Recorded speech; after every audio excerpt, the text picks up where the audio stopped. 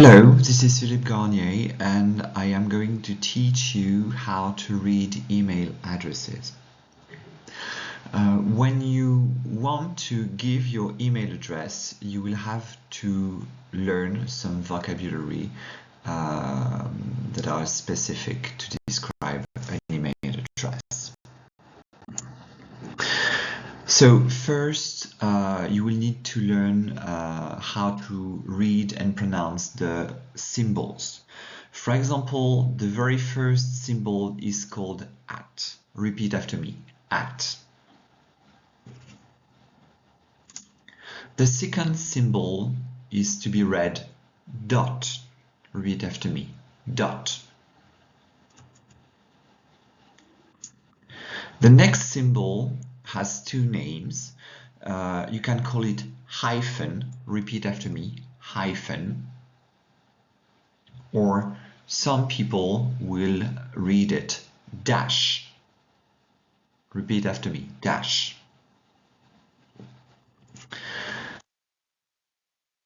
The last sign is to be read underscore. Repeat after me, underscore.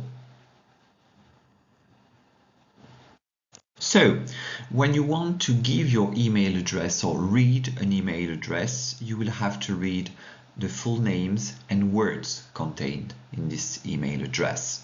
So take, for example, the one that is here. I will read it, philip.garnier@gmail.com. But because you want to be understood, you will have to pronounce your names the English way. Okay, for example, I will not say Philippe.Garnier, but I will say Philip.Garnier.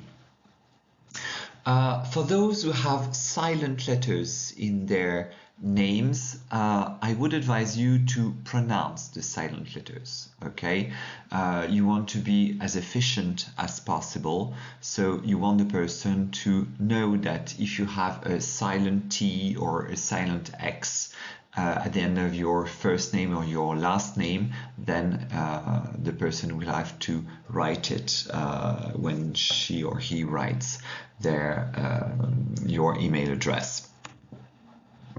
But if, for example, this is the case for Philip, the spelling is not obvious, then you will have to spell your email address, and especially some names or words in your email address. So, which means give it letter by letter.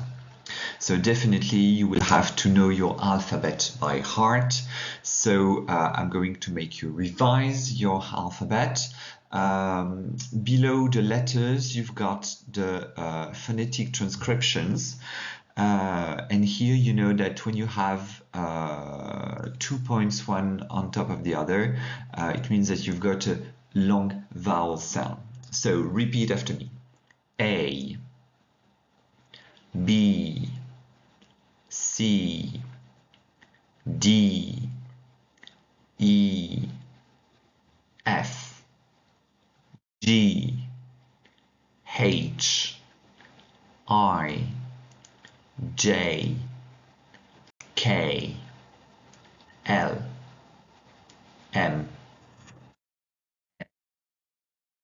O, P, Q.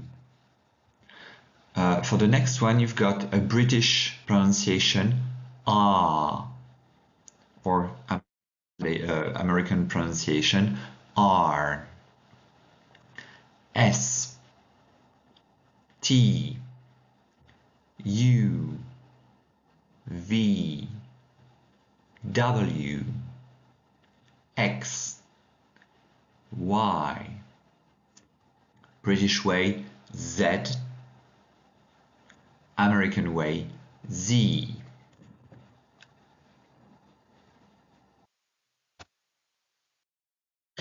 Now let's move on to the reading of domain extensions.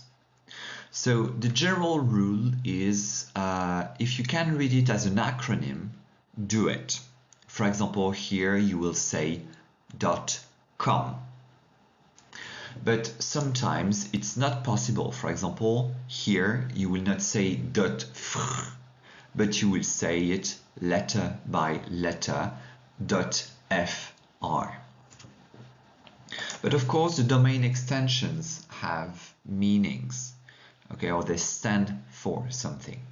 .org stands for organization, and it is used for non-profit organizations. .com stands for commercial, and it is used for-profit businesses. So try to guess what the following ones are and try to read them.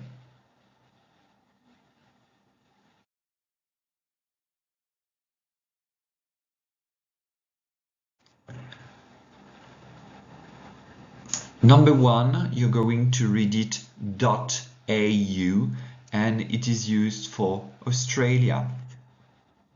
The second one will be read .ca, and it is used for Canada. .com, as we've seen, stands for commercial. .co.uk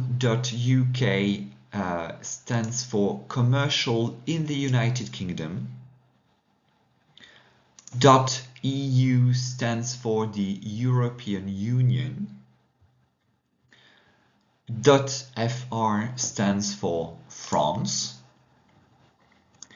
.ie stands for the Republic of Ireland, and IE because it means Internet Iran, which is the Irish way to say Republic of Ireland.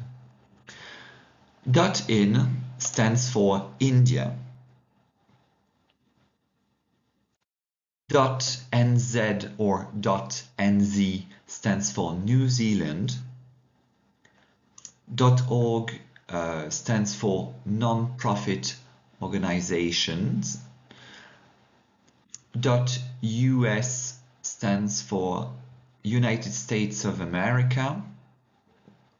And .za or .za stands for South Africa, and ZA because it means Zuid Afrika, which is the African way to say South Africa.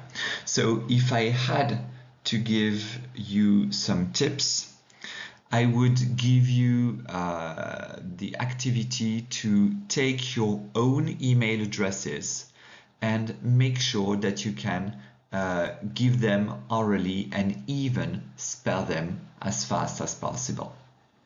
Thank you for listening, and I hope to see you soon. Goodbye.